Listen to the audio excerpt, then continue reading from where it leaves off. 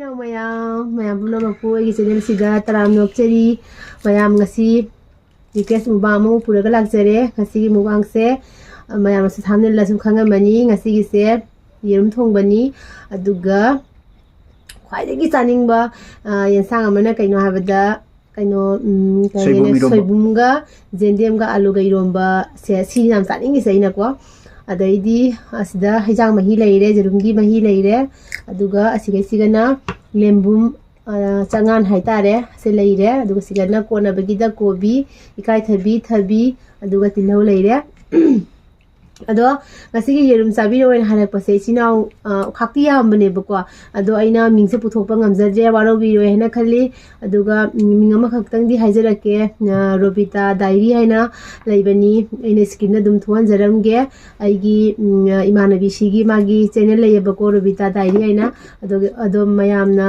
magi channel sibu support tabiyu like share subscribe tabiyu ado skin dum thuan jaramge aigi imanabi channel se oda mana yerum thongba tabiro ain haire bako do atesu hairak bani do ai puthokpa ngamjadre pumna makki harakpa ngamjadre waro binu ado hi chaba horage ado mamang da su soibumi rom base tabiro ain harakpa su ichina ma ama yawgi bane bako ado kuire adugi request do ado ngasi dum punna dum sajarage bako yerum ga loina raga chaba horasira hausi mayam chaba horage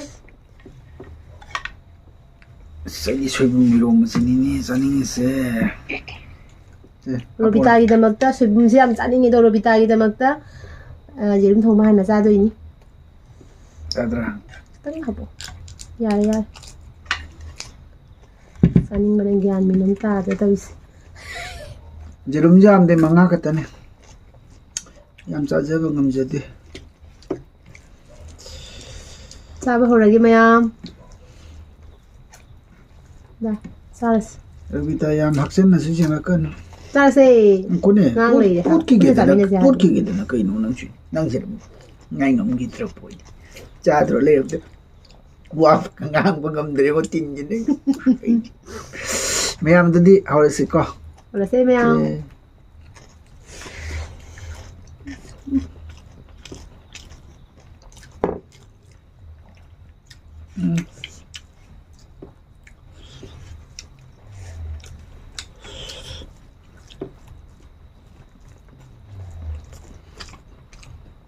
Nó đồ mà đi làm này hả? Ayo mas dah apa dah? Đồ mà đi làm này hả? Apa? Tilo dah apa? Iyo mo dun yang chaning isa. Tilo dah apa? Kaya tulog ka no? Tilo mana do? Oo.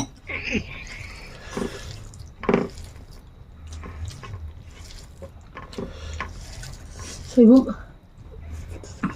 Kut na goro eh paining eh. Hao ya. Nuai soibum ni deh.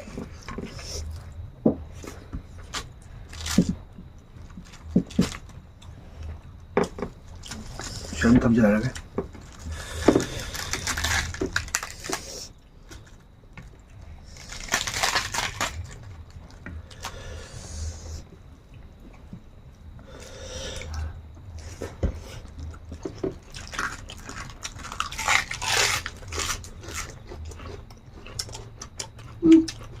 Wah, kubilah.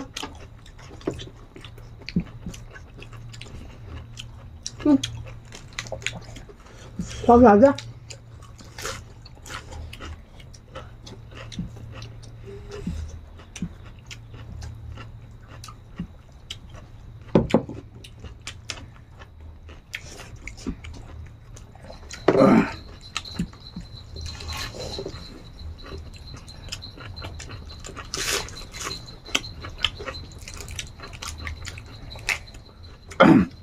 Đã không nhớ. Không nhớ không? Phun người nào rồi?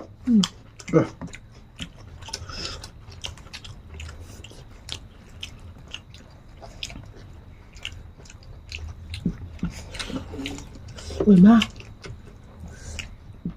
Cây khó không nhá. Mày à, phúc chứ thằng đồ cái khăn bây giờ bám mù nó rồi.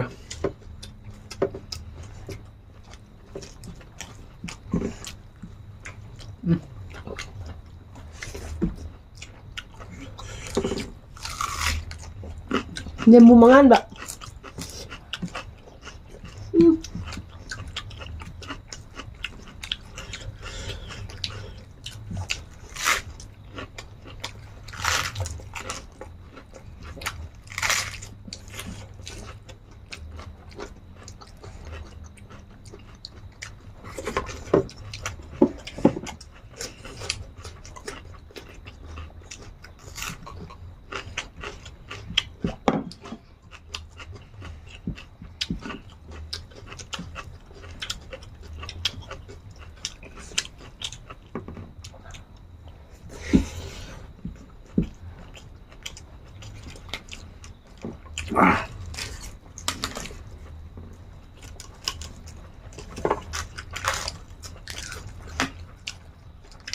Namang ganun ya.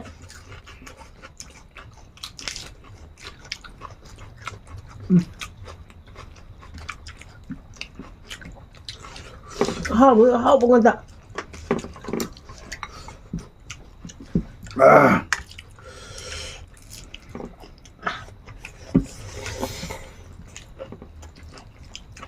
Sử dụng phao thì lấy tiền bạn.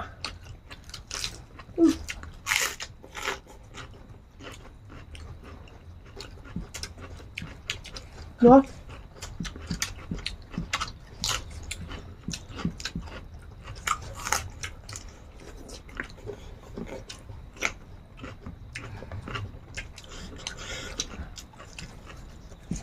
Sử dụng cái tổ này.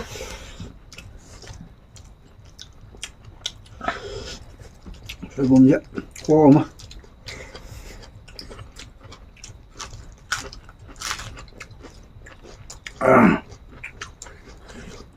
Tapi bila kita tu ber? Iya. Iya.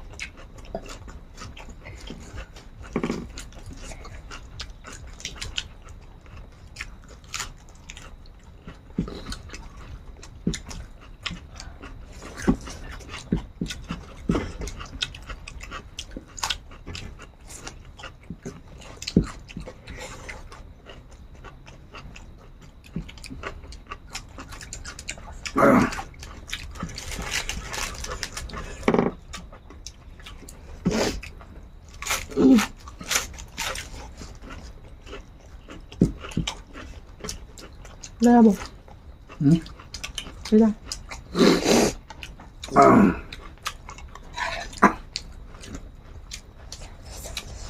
Đó là bột.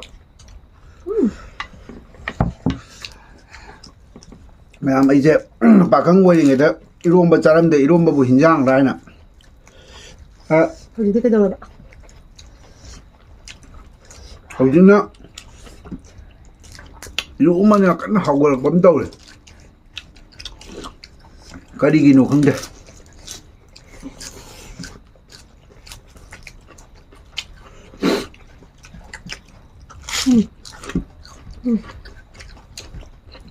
Nhau à? Gom bà.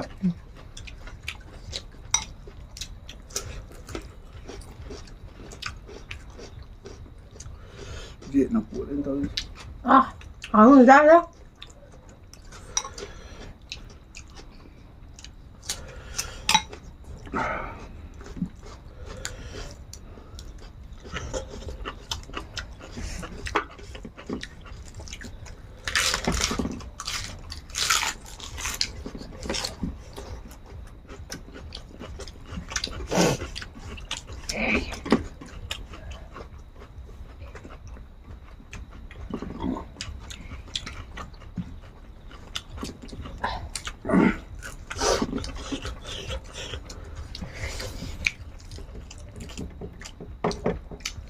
Ubu thằng này ngon xương ngon nữa.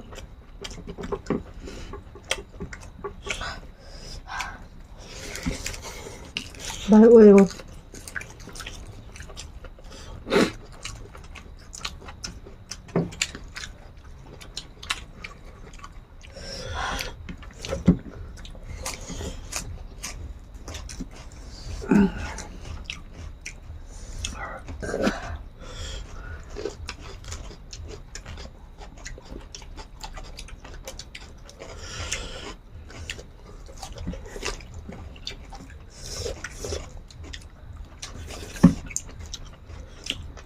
소금.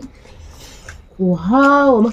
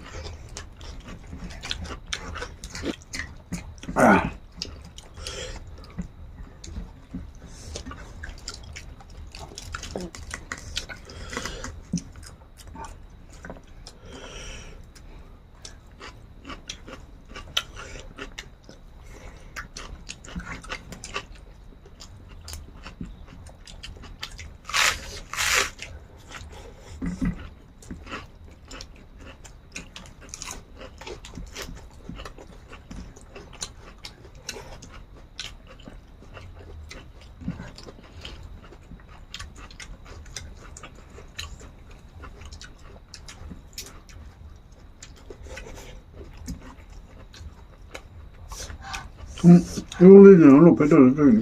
와우, 와우, 사수사리바, 하우사리바.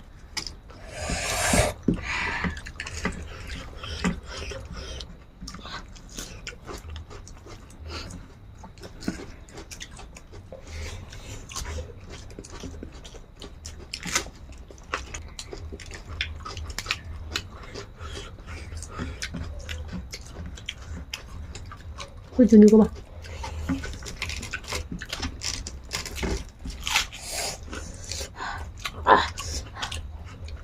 Mày mình sao bằng ngầm đó xí đi sao bằng ngầm đây mẹ mới nè sao phải ra lối sao ngầm đây ngà xí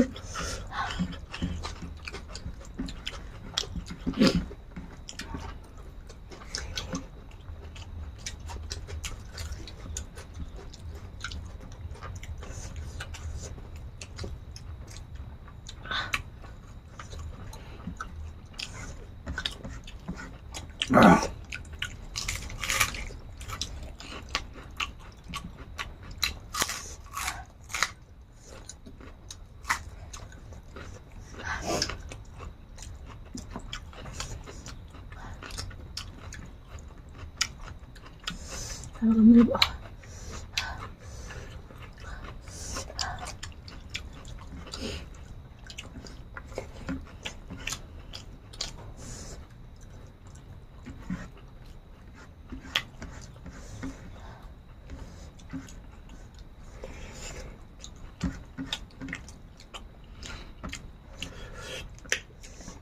mày sao bằng ngầm đây tôi sao bằng ngầm đây là xí xí cái nó không đẹp không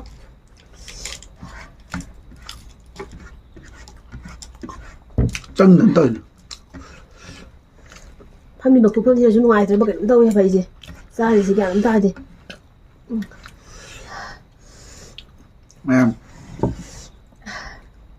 Mày xem một cầu mukbang.